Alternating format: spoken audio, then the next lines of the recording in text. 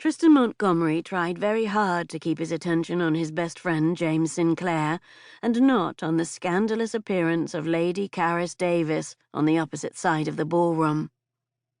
The merest glimpse of her, standing like some semi-clad goddess at the top of the stairs, had been enough to stop his heart and send a hot flare of outrage. It was definitely outrage sweeping through his body. He'd spent a large part of his 27 years perfecting the art of ignoring her, of appearing cool and indifferent to her inflammatory presence, when his entire being prickled with awareness whenever they were in the same room. He gave in to the temptation to look again. Who was she supposed to be, for God's sake?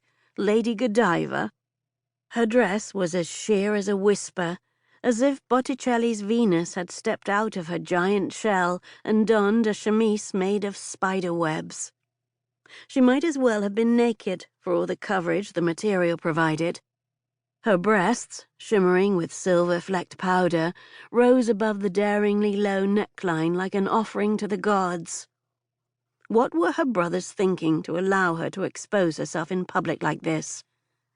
There wasn't a man in the entire ballroom who wasn't wondering what it would be like to inspect those incredible curves at closer range. Tristan fought the urge to push his way through her throngs of admirers, throw a cloak around her near-naked shoulders, and bundle her out into his carriage.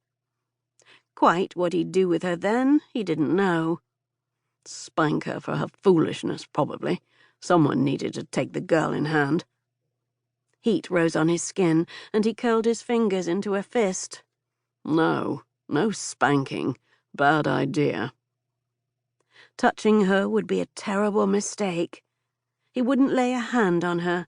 He would simply give her a strongly worded dressing down. That was such a stupid phrase, dressing down. What did it even mean? She was only wearing a few scraps of muslin.